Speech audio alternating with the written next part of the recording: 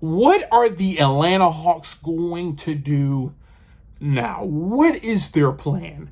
Now, a lot of Hawks fans, me included, have been looking at the Atlanta Hawks over the last few days and been questioning their last moves.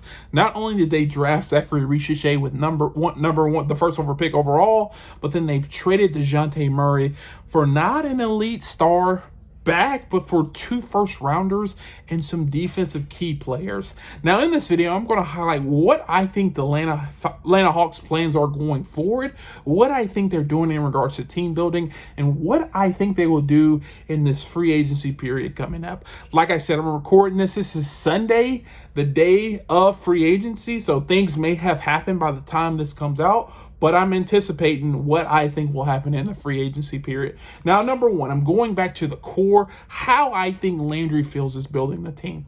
Now, I think Landry Fields is utilizing the new wave of building teams. Previously, it was the 3 superstar model, and that worked for Miami at some point. It kind of worked for some other teams, but it mainly worked for Miami and Golden State. They essentially put as many superstars on one team.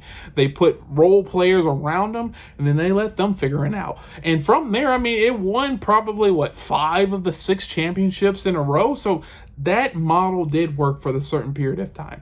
Now I think teams are kind of switching to this new model where we have to surround our team with athletic, big wings. We can play with one superstar, but as long as we have athletic, big wings who can shoot the 3 and who can make plays at an elite clip, that's how we're going to win the games and win and go to the championship. Now, a lot of people say Boston is the key framework for this idea, but I want to put them aside because they have several superstars and several elite players in every position. But a couple teams that I actually want to mention that have recently done this and have recently excelled and gone beyond expectations. Number one, the New York Knicks. They have basically Jalen Brunson and a bunch of 3-and-D wing players who can play elite defense at an elite clip, aka Josh Hart, aka OG Anunoby. And then the second team that kind of have done this and moved to this model is the Dallas Mavericks. They have Luka, I know they have Kyrie, but they have Luka and essentially a bunch of wing defenders. And I think that Landry Fields is saying, hey, do we take a shot, maybe get some superstars that will hit with Trae Young, maybe build a team right now, will be great right now, but in the future will kind of be handcuffed to who we can get? Or do we develop young defensive talent, build the new era of a team so that we can compete with Boston and New York in the future, surround our star, Trae Young, with good elite defensive players who can shoot the 3 at an elite clip? And I think that's the way he's going. We kind of see that with Richer. As you can see, the team starts to develop. What do we have now? We have Trae Young. We have Richer, who's a 6'10 wing. We have Jalen Johnson, who's a 6'8 wing. We have DeAndre Hunter, who's a 6'8 wing. We just got Dyson Daniels, who's a 6'7 wing. All can shoot the 3 pretty well and play very, very, very, very good defense.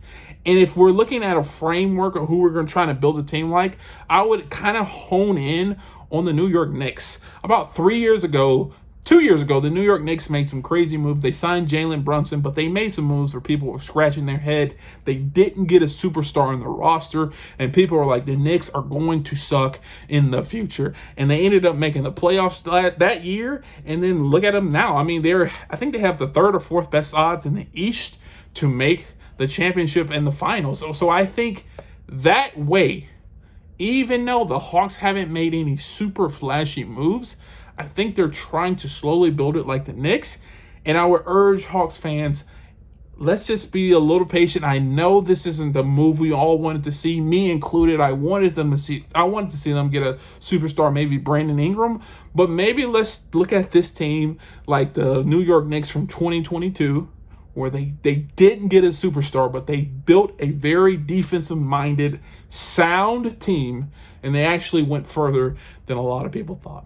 Now, going forward, who do I think the Atlanta Hawks should key in on, or who do I think they're going to key in on in free agency? Now, I think there's a couple names that kind of will fit into the team.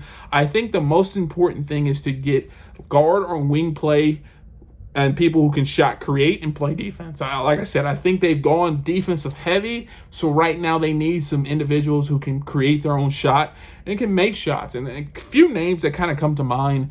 Number one, KCP, Kentavious Caldwell-Pope.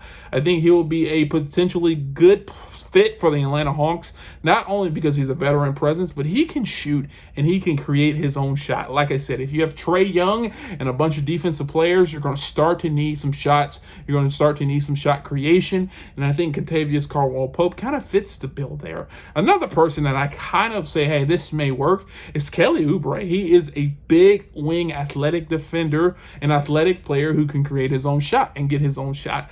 I think as we start to go forward, we're trying to, or this model of the Dallas Mavericks or the New York Knicks team, it's all important how we get defensive players, but also how can we get shots for those select guys. And I know Kelly Oubre can come in and get his own shot and make his own shot. So I think those two players or players like that, Landry Fields will key in on. No, they're not going to be fantastic or big moves to the Atlanta public eye, but I think those are going to be a few necessary moves that they need going forward. I would anticipate the Atlanta Hawks to be very quiet in free agency, but like I said, make a few splashes, maybe change some rosters around, change a few roster pieces around. I think they're going to end up getting rid of one of their centerpieces, aka Onyeka Okongwu, Clint Capella, or Larry Nance. I think they're going to trade one of those. I'm hearing people are maybe offering a first for Clint Capella, so to recoup some of these first-round picks, I think that will be happening.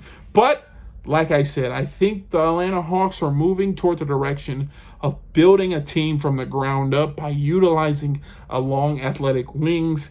And even though that's not something I would like to see, and even though that's something a lot of other people would not like to see, it still is a plan. And that's something that I was urging from Landry Fields a few weeks ago. Let's just show us a plan. Show us where you're going. We can get on board if you do have a plan. And it looks like he's moving pieces around to create that plan of building around Trae Young with young, athletic defensive players. Now, if you agree or disagree with me, please do me a favor. Leave a comment down below. Let me know where I'm off or right. And if you want to see more videos like this, check this one out right here. And like always, peace.